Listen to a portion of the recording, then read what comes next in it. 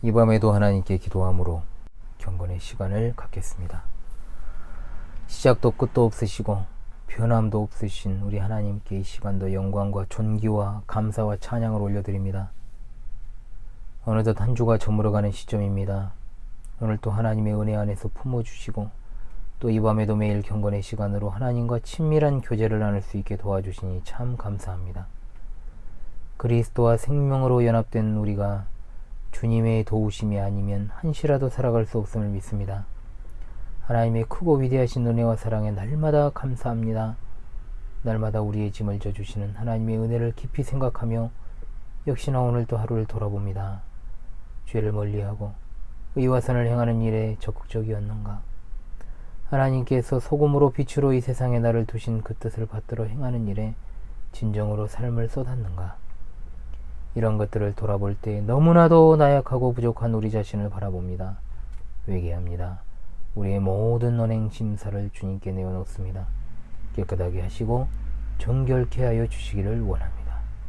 그리스도의 보혈의 공로만을 의지하며 나와 같은 자라도 나와 같은 죄인 중에 괴수를 살리신 하나님의 사랑과 은혜에 엎드려 비옵니다. 우리를 긍휼히 여겨주시고 의와 거룩과 경건의 길로 늘 행하게 하시며 악인의 길에 서지 않게 하여 주옵소서. 성령의 인도하심을 따라 매 순간 하나님께 대하여 늘 신실하게 하옵소서. 이 시간도 여러 모양으로 이 경건의 시간에 참여한 하늘 가족들 한 생명을 일일이 보듬어 주시기를 원하옵고 이 경건의 시간의 시작과 끝을 성령께서 인도하여 주옵소서. 진리의 성령께서 우리에게 증거하신 말씀을 기억하게 하시며 그것들을 헛되이 믿지 않게 하여 주옵소서. 거룩하신 삼위일체 하나님 홀로 영광을 받으소서. 우리 주 예수 그리스도의 이름으로 기도합니다. 아멘. 제네바 시편가 165편 또 계속 부르겠습니다. 제네바 시편가 165장입니다. 165장인데 165편이라고 그랬습니다. 행위가 온전 주율법 따라 행하는 자들 복이 있음이여 주 여호와의 증거 지키고 온 마음이 주를 구해 복이 있네. 참으로 그들 불이 행찮고 주님의 도를 행하는 자로다. 주 명령하사 법도 지키게 내 길을 정해 율례 지키게 해. 나 주의 계명 주의할 때에 나 부끄럽지 아니하리이다. 나 주의 판단 배울 때에는 정직한 마음 주께 감사하리. 나 주의 율례 지키오리니 주 나를 아주 버리지 마소서. 청년이 그가 무엇으로서 그 행실 깨끗하게 하리이까. 주 말씀만을 지키오리다. 주님의 말씀 지키오리다. 나 전심으로 주를 찾았네. 주 계명에서 떠나지 않게 하네. 나 주께 범죄 아니하려 해. 주 말씀 내 맘 두었음이니다. 찬송 받으실 주 여호와여 주 율례 내게 가르치옵소서. 주 입의 규례 입술로 선포. 나 모든 재물 즐거워함같이 주 증거도를 즐거워했네. 나 주의 법도 묵상하오리니 주님의 도에 주의를 하며 주 율례 즐겨 말씀 잊지 않네. 아멘. 하나님 말씀을 보겠습니다. 하나님 말씀은 사도행전 8장 26절로 40절입니다. 사도행전 8장 26절로 40절의 말씀이 되겠습니다. 제가 낭독하겠습니다. 주의 사자가 빌립에게 말하여 이르되 일어나서 남쪽으로 향하여 예루살렘에서 가사로 내려가는 길까지 가라 하니 그 길은 광야라. 일어나 가서 보니 에디오피아 사람 곧 에디오피아 여왕 간다게의 모든 국고를 맡은 관리인 네시가 예배하러 예루살렘에 왔다가 돌아가는데 수레를 타고 선지자 이사야의 글을 읽더라. 성령이 빌립더러 이르시되 이 수레로 가까이 나아가라 하시거늘 빌립이 달려가서 선지자 이사야의 글 읽는 것을 듣고 말하되 읽는 것을 깨닫느냐? 대답하되 지도해 주는 사람이 없으니 어찌 깨달을 수 있느냐 하고 빌립을 청하여 수레에 올라 같이 앉으라 하니라. 읽는 성경 구절은 이것이니 일렀으되 그가 도살자에게로 가는 양과 같이 끌려갔고 털 깎는 자 앞에 있는 어린 양이 조용함과 같이 그의 입을 열지 아니하였도다. 그가 굴욕을 당했을 때 공정한 재판도 받지 못하였으니 누가 그의 세대를 말하리요? 그의 생명이 땅에서 빼앗김이로다 하였거늘 그 네시가 빌립에게 말하되 청컨대 내가 묻노니 선지자가 이 말한 것이 누구를 가리킴이냐? 자기를 가리킴이냐? 타인을 가리킴이냐? 빌립이 입을 열어 이 글에서 시작하여 예수를 가르쳐 복음을 전하니 길 가다가 물 있는 곳에 이르러 그 네시가 말하되 보라 물이 있으니 내가 세례를 받음에 무슨 거리낌이 있느냐? 이에 명하여 수레를 멈추고 빌립과 네시가 둘 다 물에 내려가 빌립이 세례를 베풀고 둘이 물에서 올라올새 주의 영이 빌립을 이끌어 간지라. 네시는 기쁘게 길을 가므로 그를 다시 보지 못하니라. 빌립은 아소도에 나타나 여러 성을 지나 다니며 복음을 전하고 가이사랴에 이르니라. 아멘. 스데반의 순교가 사마리아로 복음이 확장되는 계기를 마련한 것뿐만 아니라 예루살렘과 유대와 사마리아 지경을 넘어 아프리카인 에티오피아에까지 확장되어가는 과정을 오늘 본문이 보여주고 있습니다. 그 도구로 하나님께 사용받은 사람은 다름 아닌 7 일꾼 가운데 한 사람인 빌립입니다.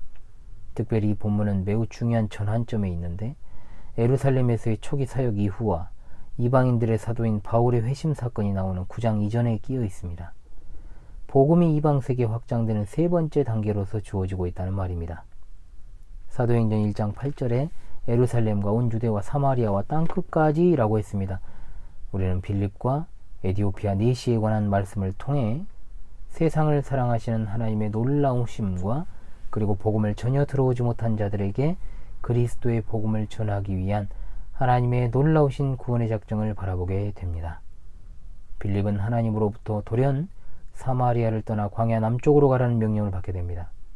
거기서 그는 에티오피아의 여왕 간다게의 국고를 맡은 주요 관리를 만나게 됩니다. 네시라 불리는 그는 선지자 이사야의 글을 읽고 있었으나 그 의미를 알지 못했습니다. 그 사람이 빌립을 자신의 병거로 수레로 인도하자 빌립은 그에게 예수님을 가르쳐 복음을 전할 수 있었고 복음을 깨달은 그는 세례를 받고 기뻐하며 에티오피아로 돌아갔습니다. 그러는 동안에 빌립은 즉시 30km 정도 떨어진 아소도 성으로 이동했습니다. 하나님은 그곳에서도 진리에 응답할 자들을 예비하셨을 것입니다. 26절로 28절을 보도록 합시다. 주의 사자 즉 천사가 빌립에게 말하여 이르되 일어나서 남쪽으로 향하여 예루살렘에서 가사로 내려가는 길까지 가라 하니 그 길은 광야라 했습니다. 거기에 한마디 토를 안 달고 합니다. 그런데 하나님의 주권적인 섭리 가운데 거기서 예루살렘에 예배하러 왔다가 돌아가는 에티오피아의 관리를 만나게 됩니다. 에티오피아는 이집트 남쪽 아프리카에 있지요. 그런데 그 먼 곳에서부터 그는 예배하기 위해 예루살렘에 온 순례자였던 겁니다. 오히려 예루살렘에 있는 바리새인들이나 서기관들보다 훨씬 더 순수한 신앙을 가지고 있을 것임은 분명합니다. 이 사람은 간다게의 국고를 맡은 자인데 그것은 사람의 이름이 아니고 이집트의 바로와 같은 왕의 호칭이라 할 수 있습니다. 그런데 국고를 맡았다. 그는 매우 큰 권세를 가진 사람임이 분명합니다. 그런데 여러분이 오해할 수 있는 것이 넷이라고 하니까 거세된 사람이라고 생각하면 안 됩니다. 왜냐하면 국가 관리의 직위로서 넷이라는 말을 사용하고 있기 때문에 그렇고, 또한 율법에는 여호와의 총에 거세된 자는 들어올 수 없다라고 했습니다. 그런데 이 사람은 구약의 이사야서의 사본을 소유하고 그것을 읽을 정도의 경건한 사람이었기 때문에 이 사람이 거세된 사람이라 보기는 좀 어렵습니다. 그가 존귀한 자였음을 알려주는 것이 바로 그가 수레를 타고 있었다. 수레는 병거를 말합니다. 말이 이끄는 마차를 말하는데 그가 그만큼 부유하고 존귀한 자였다라는 것을 나타냅니다. 29절로 30절을 봅니다. 성령이 빌립더러 이르시되 이 수레로 가까이 나아가라 하시거늘. 빌립은 성령의 지시에 즉시 순종합니다. 빌립과 그 관리 사이에는 차이가 많았습니다. 빌립과 그 관리는 인종적 차이가 있었고, 종교적 차이도 있었고, 직업적 차이도 있었고, 사회 경제적으로 큰 차이가 있었으며 신체적으로도 차이가 있었을 것입니다. 빌립은 도보로 다니는 선교사입니다. 매우 지저분했을 것입니다. 그러나 이런 것들을 생각한다면 사실 빌립이 그 관리에게 가까이 가는 것은 쉽지 않았을 것입니다. 그렇다면 우리는 스스로에게 질문하기를, 나는 그리스도인으로서 너무나도 거리끼는 일들이 혹시 많지 않은가? 이런 모든 차이점을 넘어 주의 복음을 증거할 수 있는 담대함이 우리에게 있는가를 말입니다. 빌립이 달려갔을 때 그는 그 관리가 이사야의 글을 읽는 것을 들었습니다. 자, 그리고 빌립이 질문하지요. 읽는 것을 깨닫느냐? 복음 전도자의 중요한 덕목이 여기 나옵니다. 첫째는 인내입니다. 사랑하는 시청자 여러분, 복음을 전하는 데는 엄청난 인내가 필요합니다. 전도는 궁극적으로 목사가 하는 것이라고 말씀드렸습니다만, 같은 내용이라 할지라도 그 사람이 어느 정도의 이해가 있는지를 알기 위해서는 상당한 인내가 필요합니다. 그러할진대 교회로 인도하는 일에는 엄청난 인내가 필요하지 않겠습니까? 또한 두 번째로 관찰력입니다. 빌립은 그 사람이 그 의미를 깨닫는 단계에 이르도록 하기 위해 계속해서 기회를 찾았습니다. 항상 우리는 복음 전할 기회를 얻기 위해 관찰하는 모습 또한 필요한 것입니다. 31절에 그가 대답하되 지도해 주는 사람이 없으니 어찌 깨달을 수 있으랴. 빌립의 담대함과 전도자의 모습이 훌륭하지만 참으로 이 관리의 겸손함을 우리가 보지 않을 수 없습니다. 이 존귀한 자는 일개 평민에 불과한 빌립의 질문을 허용할 뿐 아니라 자신의 무지함을 거침없이 솔직하게 인정하고 있다는 점에서 그의 겸손도 뛰어난다는 것을 알게 됩니다. 자신의 능력에 대한 자만심이 강한 자일수록 이러한 기회도 없고 유순하게 나올 일도 없습니다. 여기서 우리는 성경을 읽는 자의 자세를 엿볼 수 있습니다. 성경을 읽기 싫어하는 사람이 어찌 그 뜻을 깨닫는 결실을 맺을 수 있겠습니까? 모르면 배우려는 자세가 참으로 중요한데 모르니까 부끄러워서 배우려 하지 않는 자는 한 발짝도 앞으로 나갈 수 없습니다. 사랑하는 시청자 여러분은 성경을 부지런히 읽는 가운데 성경의 계시에 의존하여 해설자를 우리에게 주실 것을 갈망해야 할 줄로 믿습니다. 직통 계시를 주장하는 자들이 자신의 임의대로 성경을 해석하고 자의적으로 판단하는 경우들이 많은데 그것이야말로 더할 나위 없는 교만함과 불순종입니다. 하나님께서는 우리로 하여금 성경을 깨닫게 하시기 위해 여러 가지 방편을 주시는데 교회의 목사의 강설과 가르침을 통해서 그리고 여러 가지 책을 통해서 또 여러 통역자들을 통해서 주시고 계십니다. 늘 이를 위해 깨어 기도하며 부지런히 말씀을 상고해야 할 줄로 압니다. 32절로 34절을 봅니다. 읽는 성경 구절은 바로 이사야 53장의 내용입니다. 참으로 하나님의 주권적인 역사를 여기서 살펴보게 되는 것이 예수 그리스도에 대한 묘사로 이사야 53장보다 더 훌륭한 구약 본문을 찾아보기가 힘들기 때문입니다. 이 본문은 고난받는 종 메시아에 대한 이사야의 예언입니다.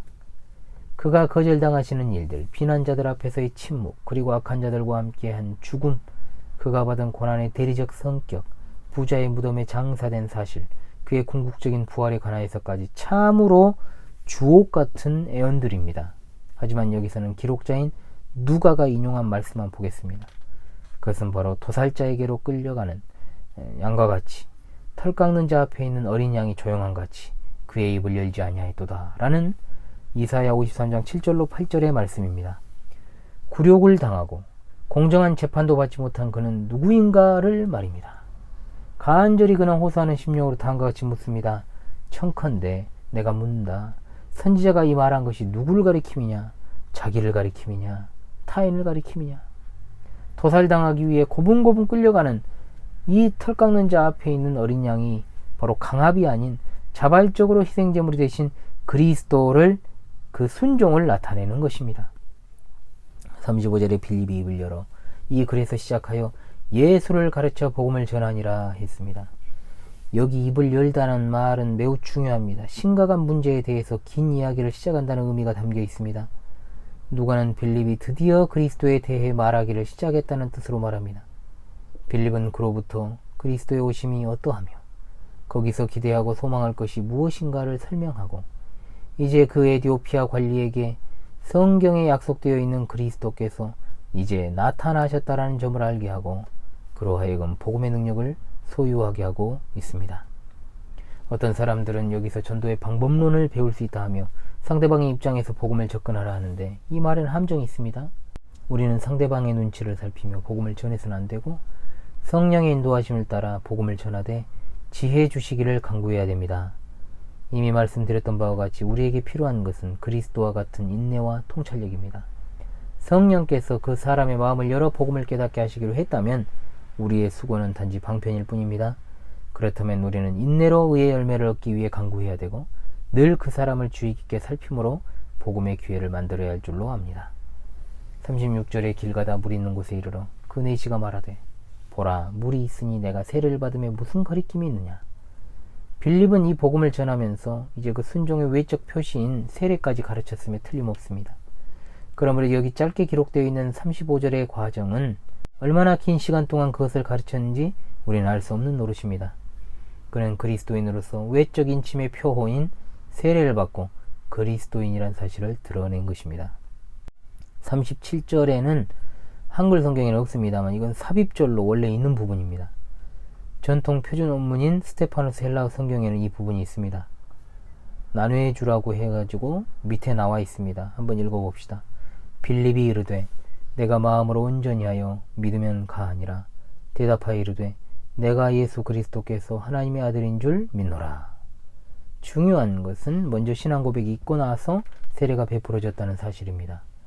믿음에 대한 신실한 고백도 없고 마땅한 교육도 없이 그저 세례를 주는 것은 성례를 형식화하는 것이요 의식화시키는 것입니다. 그러나 로마교는 세례 자체를 구원의 증표로 보기 때문에 그들의 성례관은 다분히 미신적입니다.